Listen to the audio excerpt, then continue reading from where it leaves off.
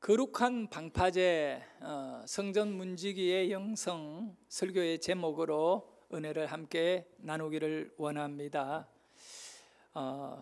며칠 전에 제가 지방에 저 남쪽에 집회를 내려갔습니다. 근데 문자가 계속 저에게 들어왔습니다. 해외에서 도착한 소포를 절대 열지 마라. 그 지역에서 막 이렇게 소란이 일어난 것 같아요. 몇 명이 그 봉투를 여는 순간에 냄새도 색깔도 없는데 신경이 마비되는 그런 일을 겪게 된 겁니다. 그래서 저희 가족들에게 카톡 보내고 우리 장로님 한 분에게 내용을 보내요. 우리 교인들에게도 좀 주의해라. 혹시 모르니까. 그 이후에 여러 해외 소포들이 신고가 되고 정말 여러분 도저히 상상할 수 없는 일들이 오늘날 우리 사회에 일어나고 있습니다. 안타깝게도 폭우로 인해서 오송 지하차도는 물에 잠기게 되고 14명이 속수무책으로 죽음을 맞이했습니다. 얼마나 유족들의 그 황망한 마음의 슬픔과 고통은 무엇으로 위로받을 수 있겠습니까? 수해를 복구하고 또 실종자를 찾기 위해 투입된 해병대 군인, 독자, 오히려 본인이 그 물살에 휩쓸려 죽음을 맞이했다는 슬픈 소식 또한 우리가 듣게 되었습니다. 이 모든 일들 우리 환경에 정말 나와 멀리 일어난 사건들일 수도 있겠지만 누군가에게는 당사자의 슬픔이고 고통입니다. 오송의 그 지하도에 물이 찬 것은 지하도 옆에 흐르고 있는 강의 제방이 무너졌다는 겁니다. 물의 수압을 이기지 못하고 무너져서 일순간에 낮은 지하도 쪽으로 물이 쏟아져 내려서 사람들이 꼼짝 못하고 헤어나지 못했습니다. 요즘 차량은 전자 시스템으로 다 이루어져 있어요. 옛날에는 손으로 돌리면 문이 열렸지만 지금은 물이 차버리면 수압에 의해서 문이 열려지지 않아요. 유리를 깨고 나와야 되는데 차 유리가 잘 깨어지지를 않습니다. 제방만 무너지지 않았으면 아무 일도 일어나지 않을 건데 제방이 무너져서 문제입니다. 거룩한 영성, 믿음의 방파제, 오늘 여러분에게는 예측 불허의 사건과 사고가 일어나지 않는다라고 장담할 수 없기에 우리는 어떤 어려움이 우리에게 쓰나미가 되어 몰려오더라도 그 쓰나미를 막아줄 수 있는 높고 튼튼한 제방만 있다면, 방파제만 있다면 환난과 고통을 이겨낼 수 있는 줄 믿습니다. 성경에 보면 에서와 야곱이 나옵니다. 이삭이라고 하는 아브라함의 아들의 상둥이입니다. 자식입니다. 그런데 에서는 저주받은 아이콘이고 야곱은 축복받은 믿음의 모델입니다. 몇 분 차이로 태어난 에서와 야곱은 어떻게 이렇게 큰 다른 극명하게 차별이 있는 죽음과 생명의 갈라짐의 길이 만들어졌습니까? 다른 거 아닙니다. 누가 더 건강했고 누가 더 똑똑하냐? 아무 소용없습니다. 오직 한 가지입니다. 에서는 그 마음에 하나님의 생각, 하나님이 어떤 계획을 갖고 있는가, 하나님은 어떤 뜻을 갖고 우리를 이끌어가는가에 대한 전혀 관심이 없는 사람입니다. 그러나 야곱은 눈만 뜨면 하나님이 내 인생의 주인이신데 하나님이 나를 축복해야 내가 축복받지. 에서는 건강했지만 야곱은 몸이 약한 존재였어요. 그런 야곱은 어떻게 하나님의 마음에 기쁨이 될까? 그런데 놀라운 사실을 알게 됩니다. 하나님은 아브라함으로 인하여 약속된 메시아를 장자의 명분 아래 주셨다. 그래서 야곱은 죽음을 각오하고 형을 속이면서까지라도 장자가 되려고 했던 겁니다. 하지만 에서는 육체의 갈급함, 배고픔을 해결하기 위하여 팥죽 한 그릇을 받음으로 그걸 먹으면서 동생 야곱에게 계약을 해버리는 겁니다. 네 장자 가져. 장자의 명분을 긍휼히 여겼다. 하찮게 여겨버린 거예요.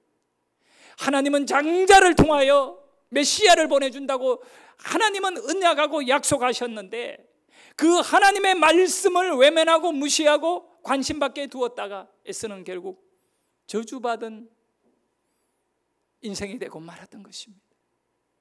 여러분의 마음에 오늘 우리가 읽었던 이 시편 84편의 말씀에 보면 5절에 그 마음에 시온의 대로가 있는 자는 복이 있나니, 여러분의 마음에 하나님을 찾아가는 길이 있어야 하고 여러분의 심령 안에 하나님을 향한 간절함이 있어야 되는 것입니다. 우리의 마음을 세상의 갈급함으로 빼앗겨 버릴 수밖에 없는 오늘 이 세상 속에 살아갑니다. 돈만 가지면 행복이 나에게 올 것이라고 하는 생각, 그래서 행복해 보려고 돈을 벌고 지키기 위해 몸부림치고 있습니다.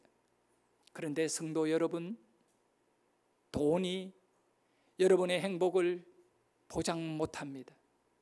여러분보다 10배, 100배 더 많은 돈을 가진 사람들이 오늘 불행하고 고통스러워 자살하고 죽고, 술을 먹지 않고 마약을 통하지 않으면 못 견디는 고통 속에 방황하고 있다는 것입니다.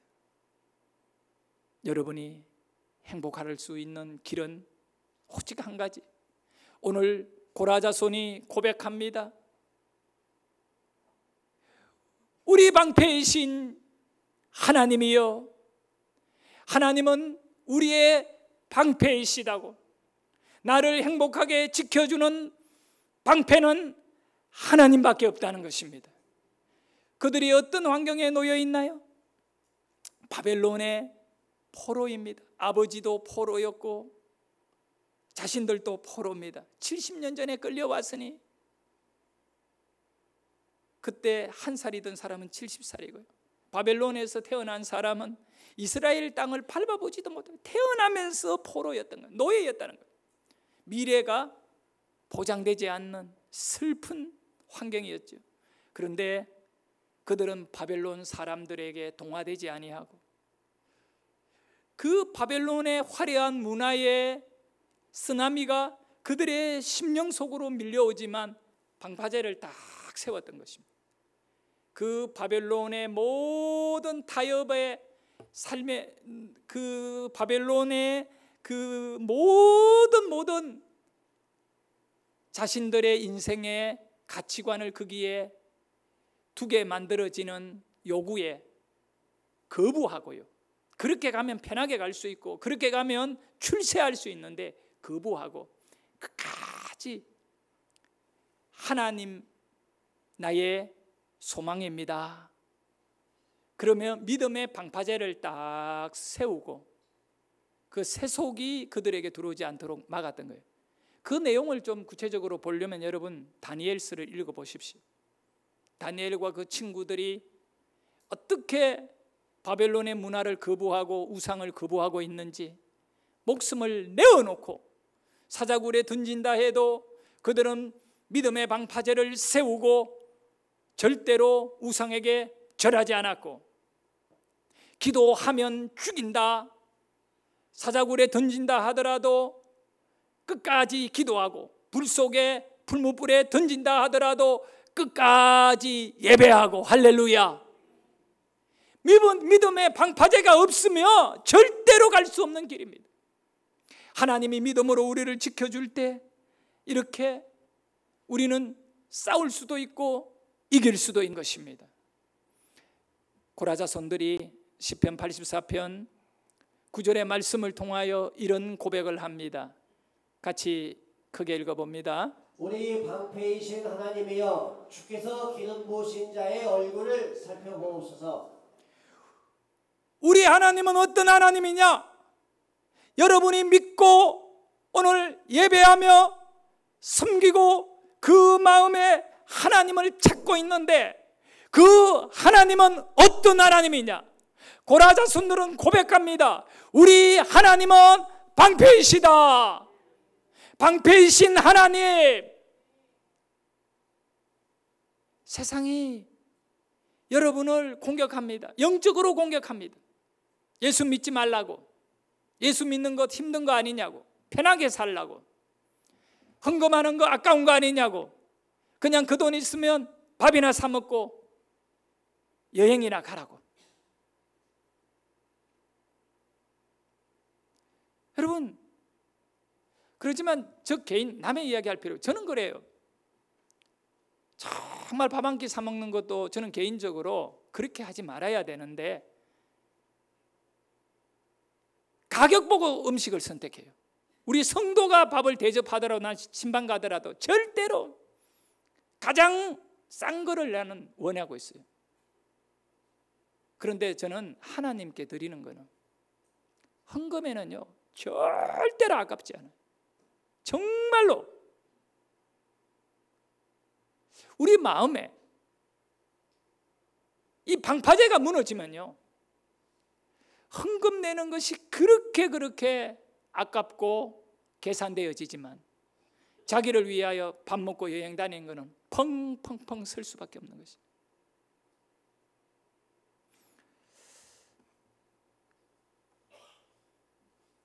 고라자손들이 우리 방패이신 하나님이여 라고 말씀하고요, 하나님은 우리의 방패래요. 다시 말씀을 보면 이렇습니다. 우리 방패이신 하나님이여, 그 다음에 웃자자고요, 그 뒤에 보니까 주께서 기름 부으신 자의 얼굴을 살펴보소서라고 말하는 거예요. 물론 여기에 기름 부었다 이 말의 의미가 다양하게 해석할 수 있지만 신약에는 기름 부었다를 그리스도라 그래요. 그리스도라, 기름 부었다. 그러면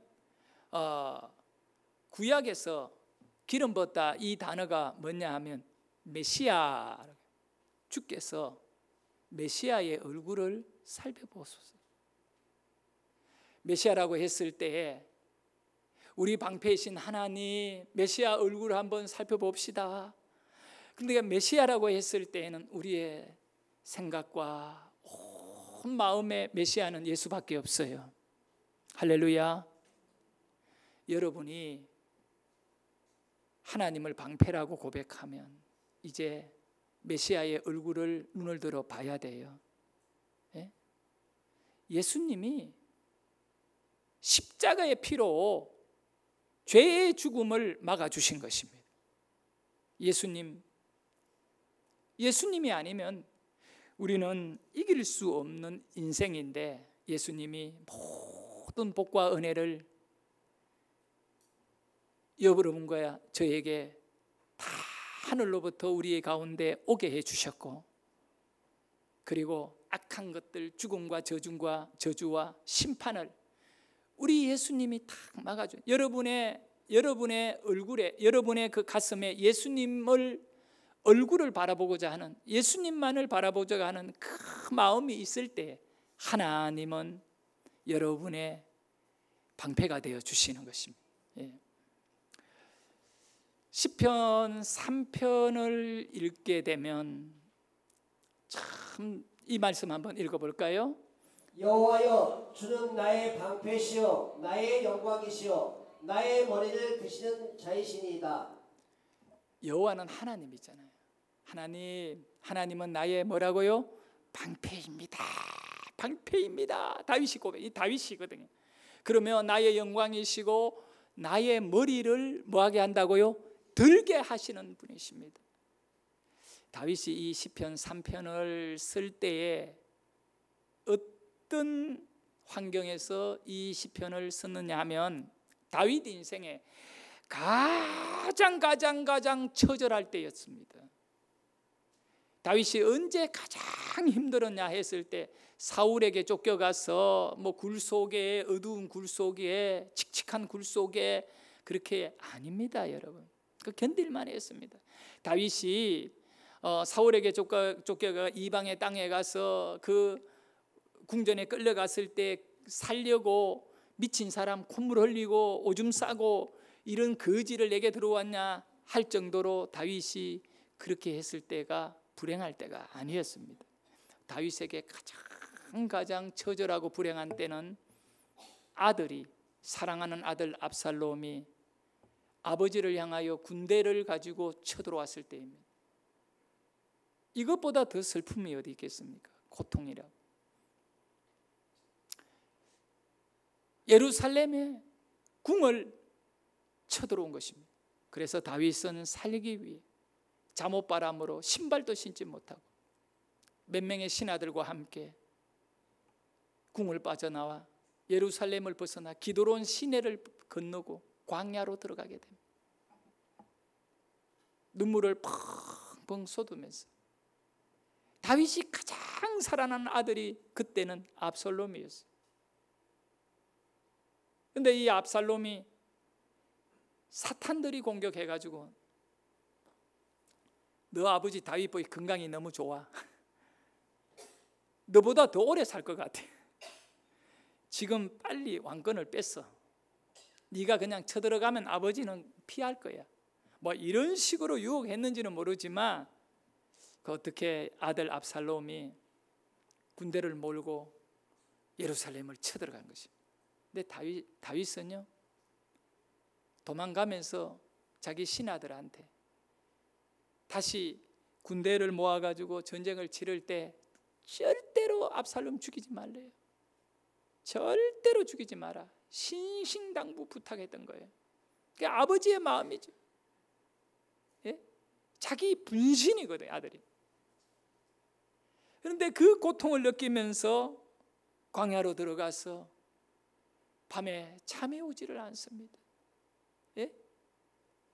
별들이 반짝이는 하늘을 쳐다보면서 누워서 잠이 오지를 않습니다. 다윗은 자기를 돌아보게 됩니다. 이거 부끄러워 어디서 말을 하겠습니까? 그런데 다윗이 깨닫게 됩니다. 다윗을 예루살렘 궁에서 쫓아낸 자가 사울입니다. 몰아낸 자가 사울입니다. 내가 가장 사랑하는 아들 그놈이 나를 쫓아냈다는 거예요. 나를 궁에서 몰아냈다는 거예요. 그런데 다윗이 울기 시작합니다. 어두운 밤에 반짝이는 별을 바라보며 혼자 펑펑 울면서 시를 썼습니다.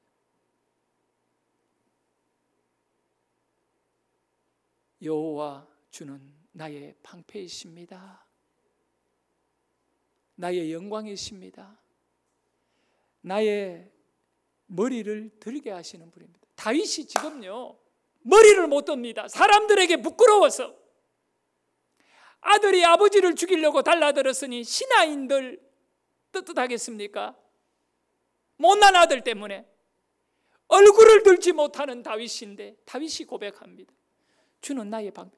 아니 다윗이 지금 살려고 잠옷바람으로 광야로 헐레벌떡 도망왔는데 하나님이 다윗을 지켜줬더라면 지금 예루살렘 궁에서 아니 압살롬을 따르는 군대를 다 멸하고 당당하게 이겨야 되는데 다 내려놓고 도망온 다윗이 하나님은 나의 방패입니다라고 말합니다. 영광이라고. 다윗이 지금 영광을 볼 수 있나요? 아니지요. 부끄러움인데 영광이라고 말합니다. 왜 그렇게 되었느냐? 여러분 사람이요 가장 낮은 데로 내려가 봐야 자기를 발견할 수 있습니다. 그전에는 자꾸 다른 것이 보이는 겁니다. 출세가 보이고 권력이 보이고 부귀 영화가 보입니다. 그것들이 다 나에게 힘이 되고 행복을 줄 줄 압니다. 그래서 거기에서 마음을 놓지 못하고 거기에 눈을 떼지를 못하는 것이 여러분입니다. 근데 다 잃어버리고 아무것도 의지할 수 없는 그런 홀로 떨어진 가운데 놓였을 때에, 그야말로 성경에서 말씀하는 대로 사방에 우겨삼을 당할 때에 아무도 내 말에 귀를 기울이지 아니하고 아무도 나에게 도움이 되지 않는 그때가 되었을 때에 자기 자신을 바라보게 됩니다. 다윗은 광야에서 아들에게 쫓겨나와서 깨닫게 됩니다. 자신이 가장 사랑하는 아들 압살롬에게 쫓겨난 것을 바라보면서 뭘 깨달았냐? 아, 그렇구나. 내가 하나님의 사랑을 얼마나 많이 받았는데. 여러분, 성경은 다윗은 하나님의 마음에 합한 자라고 말씀했습니다. 그 말은 하나님이 다윗을 너무 사랑하고 있다는 것입니다. 할렐루야. 그런데 다윗은 왕이 되고 권력을 가지고 사람들이 다 다윗 말에만 귀를 기울이고 있을 그때에 교만해진 거예요. 인구조사를 하고 군대 숫자를 세니까 선지자가 다윗에게 찾아가 얘기했습니다. 왕이요, 하나님이 우리의 군대입니다. 이거 사람 숫자 세지 마세요. 그거 계산하지 마세요. 모든 것을 하나님께 맡기고 가세요. 하나님이 우리나라의 방패입니다. 그랬는데도 내가 인구조사를 하는데 네가 뭔데 지금 떠들고 있느냐, 선지자에게 그래버린 겁니다. 그리고 다윗이 신하들을 전쟁터에 보내놓고 그저 그냥 할 짓 없어가 성문 위를 어슬렁 놀다가 모욕하는 여자, 내가 늘 얘기하지만 왜 낮에 마당에서 모욕을 하나요? 그러지들 마세요, 제발. 그래가지고 우리야 죽음으로 내몰게 되는 다윗이, 그게 뭐냐 하면 다윗의 마음에 하나님을 쫓아낸 겁니다. 하나님을 몰아내고 자기가 하고 싶은 대로 권력과 명예와 쾌락에 다윗은 채운 거예요. 그걸 깨닫게 되는 겁니다. 언제? 자기의 아들이 자기를 몰아내었을 때, 자기가 가장 사랑했던 압살롬이 자기를 죽이려고 달라들었을 때, 내가 하나님을 몰아내고 내 마음에서 하나님을 내가 죽여버렸구나, 이걸 깨닫게 된 것이죠. 그리고 그가 이제 고백을 합니다. 다윗은 군대가 자기를 지키는 줄 알아요. 방패인 줄 알아요. 근데 그거 내려놓고 시편 3편 3절에서 고백하잖아요. 뭐라고 합니까? 주는 나의 방패이십니다. 영광입니다. 그리고 내가 고개를 못 드는데 주님만이 내 고개를 들게 합니다. 할렐루야. 성도 여러분, 성경에 보면 방패라고 하는 단어가요, 얼마나 많은지 100개도 넘어요. 그렇게 참 많더라고요, 방패가. 거의 이 방패의 얘기는 물론 다른 것도 있지만 하나님이 내 방패다. 그 중에 한 3개만 시편에서 제가 여러분들에게 소개합니다. 한번 쭉 이어가며 3개 다 읽도록 합니다. 시작. 하나님의 도는 완전하고 여호와의 말씀은 순수하니 그는 자기에게 피하는 모든 자의 방패시로다. 여호와는 나의 힘과 나의 방패시니 내 마음이 그를 의지하여 도움을 얻었도다. 이스라엘아, 여호와를 의지하라. 그는 도움이시오 너희는 방패시로다. 아멘. 할렐루야. 하나님을 의지하시기를 바랍니다. 힘이 없을 때, 병들었을 때, 길이 보이지 않을 때 하나님을 의지하십시오. 그러면 하나님은 우리의 도움이 되어 주시는 겁니다. 하나님은 우리의 영혼과 육체와 여러분의 모든 미래의 꿈마저도 지켜주실 수 있는 방패이십니다. 문제는 여러분이 제대로 하나님을 나의 방패로 인정을 안 하는 거예요. 내 마음에서 몰아내버리고 여기에다가 다른 것을 자꾸 채워놓고 인간적인 방법을 채우고. 에베소서 6장에 사도 바울은 성도들에게 전신갑주를 입어야 된대요. 전신갑주는 여러분 패션이 아닙니다. 그것은 자신을 지키기 위하고 전쟁을 이기기 위한 그런 복장이 전신갑주입니다. 여기 보면 진리의 허리띠를 떼고라고 했어요. 진리가 얼마나 중요합니까? 힘은 허리에서 나오잖아요. 진리의 말씀의 띠를 딱 띠고 의의 흉배를 붙이고, 흉배는 가슴이, 여기에다가 의를 장착하는 겁니다. 그리고 복음의 신을 신고, 복음은 신이에요. 이 복음이라고 하는 것은 발걸음을 옮기는 자에게만 성취되어지는 겁니다. 전도는요, 다른 영혼을 살려내는 것은 가만히 앉아서는 절대로 안 됩니다, 여러분. 예? 우리가 이걸 분명히 알아야 돼. 나는 여러분들이 복음의 신을 신은 자이기를 소원합니다. 가족이나 주위 분들에게 여러분이 복음을 전하는 발걸음, 전하는 자가 되어야 돼. 그 말씀을 한 다음에 에베소서 6장 16절에 마지막으로 뭐라고 말씀하냐? 이 모든 것 위에라고 말합니다. 진리 위에, 진리의 허리띠 위에, 의의 흉배 위에, 복음의 신발 위에, 이 모든 것 위에 믿음의 방패를 가지고, 할렐루야.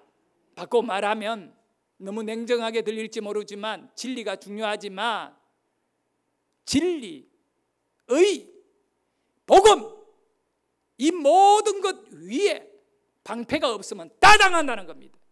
진리가 허물어지고 거짓이 되어버리고, 의가 아니라 불의가 되어버리고, 복음이 아니라 그냥 다른 것으로 상실되어, 뭐가 없으면 믿음의 방패가 없으면 다 의미 없어진다. 여러분, 그런데 여기 말씀에 방패에 해당하는 것이 뭡니까? 믿음이라는 거예요. 하나님은 나의 방패입니다. 하나님만이 나의 믿음인 것입니다. 뭘 믿고 사느냐 말입니다. 하나님을 믿고 살아야 된다는 거예요. 계속 반복되어지는 내용이지만 바벨론의 포로로 있던 이 고라 자손들이 돈이 그들의 행복이 아니다는 겁니다. 하나님이 나의 행복이라는 것입니다. 그래서 그들은 하나님은 우리 방패이신 하나님이여 라고 말하는 것입니다.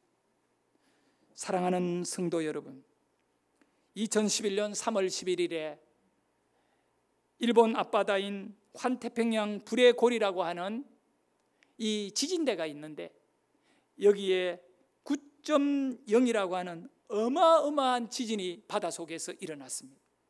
이로 인하여 쓰나미가 발생해가지고 일본 동쪽 바다의 육지에 파도가 밀려오기 시작했습니다.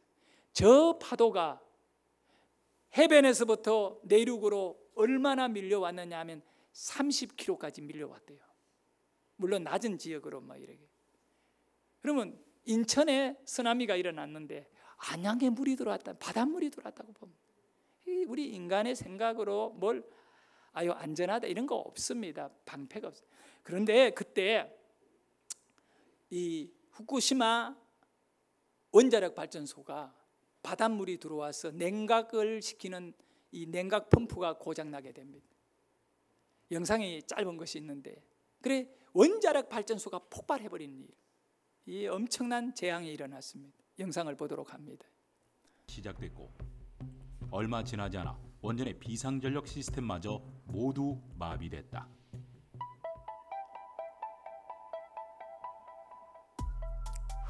전원 공급이 막히자 원전의 냉각 시스템은 그대로 먹통이 되었고 원자로가 지나치게 과열되기 시작했는데 급기야 내부 온도가 1200도씨까지 치솟으면서 걷잡을 수 없는 대재앙의 씨앗이 되었다.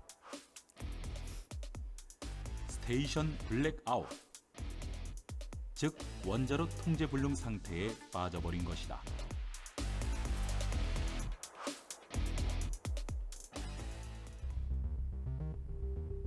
2011년 3월 12일 후쿠시마 제1원자력발전소 1호기가 폭발. 자, 원자력 발전소가요 폭발되어 버렸습니다. 거기에 방사능이나 이 물질들이요 얼마나? 근데 오늘날까지 이 문제가 어려움이 있어요. 근데 근본적으로 소중한 걸 지켜야 돼요. 여러분, 개천에 있는 굴러다니는 돌은 소중한 게 아니잖아요. 그걸 누가 보호하고 지킬 필요가 있겠습니까? 그러나 여러분은 얼마나 소중한 자입니까? 여러분 옆에 앉은 분이 얼마나 소중한 한 사람입니까? 천하보다 귀하다고 말씀하지 않았습니까? 원자력 발전소요? 저거 잘못되면 큰 사고 나잖아요. 소중한 거예요. 그러면 어떻게 해야 돼요? 냉각수가 필요하니까 바닷가에 다 만들은, 우리나라 울진에도 원자력 발전소가 바닷가에 있어요. 그러면 지진이 일어나면 쓰나미가 올 건데 방파제를 만들어야 되지 않습니까? 우리 교회 이 1층에서 6층까지 높이가 38m입니다. 건물 땅 높이가. 내가 볼 때는 한 40m 정도 되는 방파제를 후쿠시마 그 바로 바다 앞에다가 이 원자력 발전소를 보호하기 위해서 방파제를 만들어 가지고 일순간에 물만 들어오지 않으면 되거든요. 그걸 든든하게 막아놨다면 저런 일은 일어나지 않았을 겁니다. 저거는 완전히 인재입니다. 그렇게 소중한 걸 만들어 놓고 방패를 만들지 않고 방파제를 만들지 않았기 때문에 그대로 쓰나미가 들어와서 통제불능이 된 것이, 여러분의 인생, 여러분의 가정, 우리 교회 너무너무 소중합니다. 믿습니까? 여러분의 인생에 방파제가 있습니까? 뭐든지 그냥 마음대로 여러분에게 밀려오는 그런 방패가 없는, 방파제가 없는 인생입니까? 성도 여러분, 우리 방패이신 하나님이요, 하나님이 여러분의 마음에 계셔야 됩니다. 그래서 고라 자손들은 10절에서 뭐라고 하느냐? 우리는 내 인생의 방패, 내 인생의 방파제, 거룩한 방파제를 확보하기 위하여 시온으로 가야 된다는 것입니다. 그곳에 가서 내가 하나님께 각기 기도할 것이다라는 겁니다. 예배할 것이다라는 겁니다. 10절의 말씀을 한번 읽어봅시다. 10절 말씀 시작. 주의 궁정에서의 한 날이 다른 곳에서의 첫날보다 나은즉 악인이 장막에 사는 것보다 내 하나님 성전 문지기로 있는 것이 좋사오니. 아멘. 여기서 주의 궁전 성전을 말하는데, 성전에서 하루가 세상의 그 궁정에서의 화려한 첫날보다 낫다 할 정도인 겁니다. 여러분, 그들은 바벨론에 고통받는 환경에 있지만 얼마나 하나님을 예배하는 장소를 향하여 나아가는 것이 소중한가를 그렇게까지 표현하며 고백하고 있지 않습니까? 그리고 마지막에는 뭐라고 합니까? 내 하나님의 성전에 문지기로 있는 것이 좋사오니. 문지기로 있는, 문지기는 가장 하찮고 보잘것없고 인정받지 못하는 자리입니다. 성전에는 제사장이 있고요. 그런데 문지기는 누구도 관심 없습니다. 아주 유명한 박물관을 방문하게 되면 그 박물관에 들어가는 문이 있고 표를 사고 파는 그 있어요. 그 문지기가 있어요. 아무나 못 들어가요. 근데 박물관을 방문할 때 문지기 보러 가는 사람 아무도 없습니다. 그 안에 있는 보물 보러 갑니다. 국보를 보러 갑니다. 예술품을 보러 갑니다. 근데 성도님, 이걸 알아야 돼요. 우리가 교회 안에 보물 같은 존재로 자신을 높이고 싶어 해요. 사람들이 다 인정해주고. 근데 고라 자손들은 그렇지 않습니다. 우리는 성전에 보물이 안 돼도 괜찮아. 얼마나 하나님께 나아가는 것을 사모했으면, 하나님, 아무도 인정하지 않는 문지기의 위치에 있더라도 우리는 주의 전을 사모하고 있습니다. 교회의 머리는 예수님이셔요. 우리의 방패이신 예수님, 기름 부은 자를 얼굴을 바라보옵소서. 교회 안에 와서 우리는 예수님을 바라보게 됩니다. 그런데 교회에는 일꾼이 필요합니다. 중요한 일, 남들에게 인정받는 일도 있지만 문지기 같은 일을 해야 할 사람들이 있습니다. 저는 오늘 여러분들에게 교회 속에서 누구도 알아주지 아니하고 힘들고 어려운 일을 감당해 나갈 때 오늘 이 고라의 자손들이 가졌던 그 은혜와 축복이 여러분의 것이 될 수 있기를 축복합니다. 예배로 나오는 이 길이 얼마나 소중하고 가치 있고 하나님 앞에 귀한 걸음인지 모릅니다. 교회 속에 일들을 두고 뒷걸음치지 마십시오. 교회의 귀한 일에는 앞걸음을 치는 여러분 되기를 바랍니다. 우리 여름 여전도의 수련회 노회에서 하는 거지요. 그 신청을 좀 하라고 했는데 내 말을 듣지를 않아요. 예?